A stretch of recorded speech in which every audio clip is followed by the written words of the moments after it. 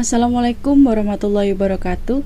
Perkenalkan, nama saya Farda Maulida, NPM 19012010064. Di sini saya akan menjelaskan mengenai proses perekrutan, konsep pemasaran, serta alur pembelian pada PT Bulan Sabit cabang Kalimantan.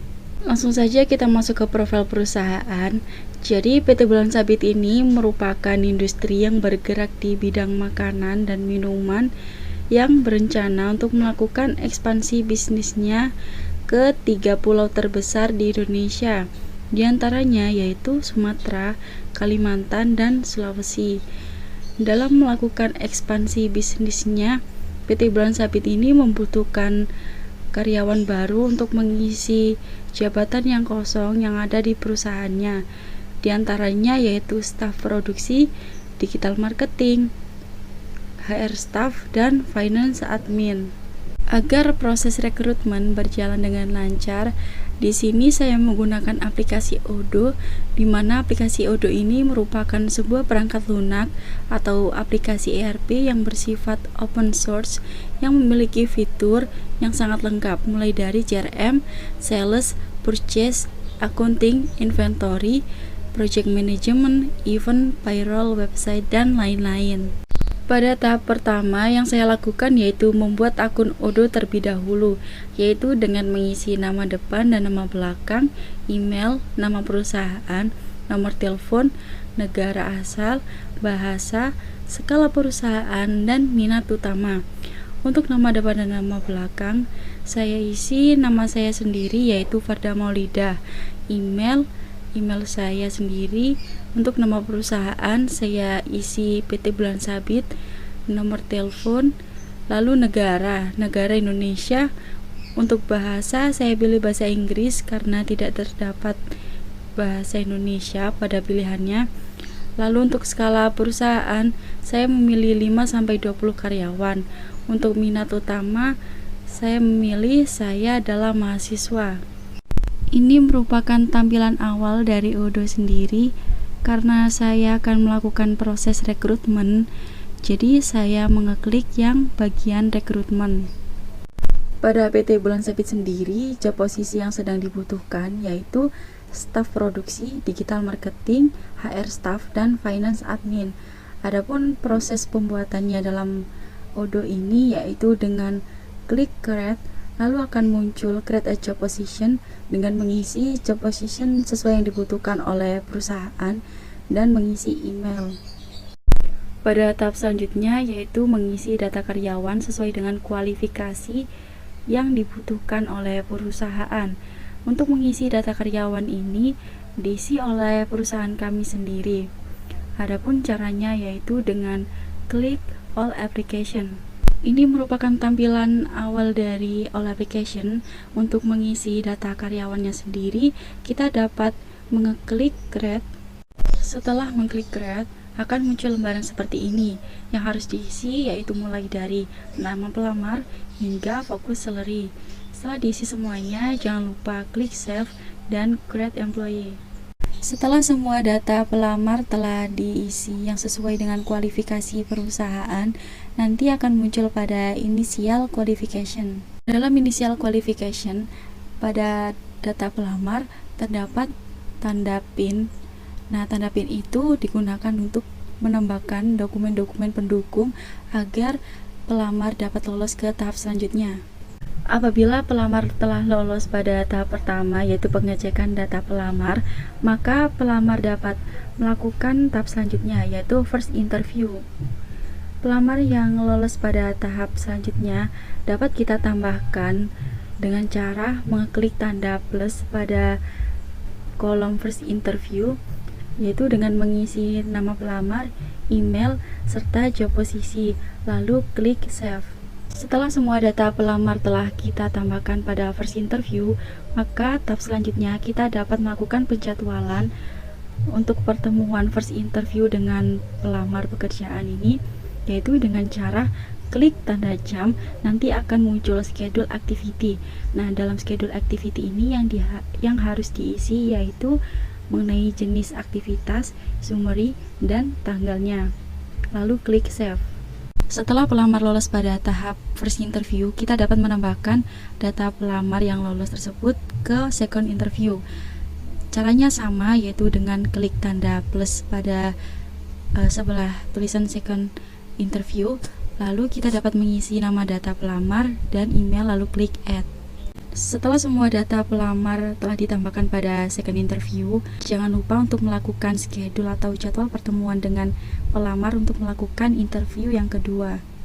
Apabila pelamar telah lolos pada tahap second interview, maka kita dapat menambahkan data pelamar pada tahap selanjutnya, yaitu kontrak proposal, di mana kontrak proposal ini merupakan pembacaan kontrak kerja. Caranya sama, yaitu dengan cara klik tanda tambah pada sebelah kontrak proposal, lalu isi nama data pelamar, email pelamar, dan posisi jabatan pelamar, lalu klik add. Jangan lupa untuk klik tanda jam untuk melakukan jadwal pertemuan dengan pelamar. Jika semuanya sudah, maka tahap yang terakhir yaitu kontrak signet, di mana kontrak signet ini merupakan penandatanganan kontrak antara pelamar dengan pihak PT Bulan Sabit. Apabila pelamar telah memasuki pada tahap terakhir ini, maka bisa dikatakan pelamar telah menjadi karyawan pada PT Bulan Sabit, dan pelamar tinggal menunggu kapan pelamar ini dapat mulai bekerja. Schedule activity yang telah kita tambahkan pada tab sebelumnya atau pada all application dapat dilihat pada kalender berikut ini, yaitu dengan cara mengeklik tanda kalender, nanti akan muncul tampilan seperti ini. Kita juga dapat melihat daftar aktivitas dengan cara klik simbol seperti jam gitu atau timer pada pojok sebelah kanan. Nah, nanti akan muncul tampilan seperti ini. Nah, daftar aktivitas ini didapatkan setelah kita mengisi schedule activity yang pada bagian activity type. Nah, itu kan terdapat beberapa pilihan, yaitu email, call, meeting, to do, serta upload dokumen. Nah, kebetulan saya pada saat pengisian schedule activity yaitu memilih to do. Adapun konsep pemasaran yang akan saya terapkan pada PT Bulan Sabit cabang Kalimantan agar dapat menarik konsumen, yaitu menggunakan strategi pemasaran STP. Strategi pemasaran yang pertama yaitu S atau segmentation, di mana segmentation ini untuk mencapai hasil pemasaran yang optimal, yang harus kita lakukan terlebih dahulu yaitu melakukan segmentasi pasar atas produk yang akan kita jual. Segmentasi pasar pada intinya membagi potensi pasar menjadi beberapa bagian tertentu, bisa berdasarkan pembagian demografis, kelas ekonomi, pendidikan, ataupun juga berdasarkan gaya hidup seseorang. Nah, pada PT Bulan Sabit ini dimana terdapat produk minuman olahan yogurt dengan harga yang terjangkau. Dengan harga yang terjangkau ini dimaksudkan agar ditujukan untuk masyarakat kelas bawah maupun menengah dapat mengkonsumsinya.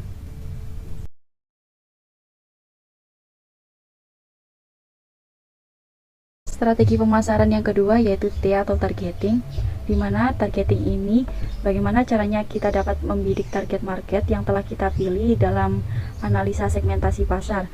Dalam hal ini tentu saja serangkaian program pemasaran yang dilakukan harus tepat sasaran sesuai dengan karakteristik pasar sasaran yang hendak kita tuju. Contohnya saja pada produk yogurt yang ditawarkan oleh PT Bulan Sabit ini. Seperti yang telah saya jelaskan sebelumnya, produk yogurt kami dijual dengan harga yang sangat terjangkau sehingga dapat dibeli oleh masyarakat kalangan bawah maupun menengah. Agar konsumen dapat mendapatkan produk yogurt ini, bisa dibeli atau ditemukan pada toko-toko terdekat. Strategi pemasaran yang ketiga yaitu P atau positioning. Positioning ini dilakukan untuk menciptakan keunikan posisi produk dalam benak atau persepsi konsumen yang akan dibidik. Jadi produk yang kami tawarkan, produk minuman yogurt ini terdapat berbagai varian rasa yang jelas tentunya tidak dapat ditemukan pada perusahaan lainnya, pada perusahaan minuman yang lain, yaitu terdapat berbagai macam varian umbi-umbian pada minuman yogurt kami. Adapun konsep pemasaran yang kedua yang akan saya terapkan pada PT Bulan Sabit cabang Kalimantan, yaitu menggunakan digital marketing, di mana digital marketing ini dapat menjangkau konsumen yang lebih luas, dapat mengurangi biaya pemasaran, serta dapat membangun citra bisnis dalam dunia digital. Ada 6 tahapan yang harus dilakukan agar dapat mengoptimalkan digital marketing ini, yaitu yang pertama, dengan mengoptimalkan search engine marketing. Hal ini bertujuan agar website perusahaan PT Bulan Sabit ini dapat ditemukan dengan mudah oleh konsumen. Yang kedua, yaitu menggunakan media sosial. Media sosial ini dapat berupa Instagram, Facebook, maupun Twitter. Penggunaan media sosial ini tidak dipungut biaya, sehingga kita dapat menggunakannya secara berkala, secara optimal, sehingga dapat meningkatkan brand perusahaan. Yang ketiga, yaitu website. Website ini sangat berperan dalam menunjukkan profesionalisme perusahaan dalam membantu konsumen untuk mengetahui bisnis kita. Lalu yang keempat, yaitu dengan email marketing. Dengan marketing ini, kita dapat memberitahukan informasi terbaru mengenai promosi yang sedang berlangsung maupun produk terbaru yang sedang kita keluarkan. Yang kelima, yaitu menggunakan online advertising. Online advertising ini terbilang cukup mahal, namun sangat efektif untuk dapat memperoleh konsumen yang lebih banyak. Lalu yang keenam, yaitu dengan menggunakan video marketing. Video marketing ini kita dapat menjelaskan secara langsung mengenai produk dan bagaimana cara menggunakannya, serta kita juga dapat menampilkan testimoni dari pelanggan. Adapun siklus pembelian yang akan saya terapkan pada PT Bulan Sabit cabang Kalimantan, yaitu yang pertama dengan melakukan permintaan pembelian. Sebelum melakukan pembelian, kita dapat mencatat terlebih dahulu mengenai apa saja permintaan pembelian yang dibutuhkan. Lalu setelah mencatat permintaan pembelian, kita dapat melakukan pesanan pembelian. Dalam pesanan pembelian ini harus disertai dengan uang muka atau DP. Lalu kita akan mendapatkan faktur pembelian. Tahap selanjutnya yaitu penerimaan barang.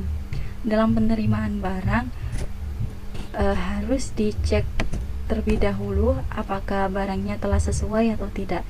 Jika barangnya sesuai, maka dapat dilakukan pelunasan pembayaran. Jika tidak sesuai, maka dapat dilakukan retur pembelian. Sekian yang dapat saya sampaikan. Apabila ada kekurangan dan kesalahan kata, mohon dimaafkan. Wassalamualaikum warahmatullahi wabarakatuh.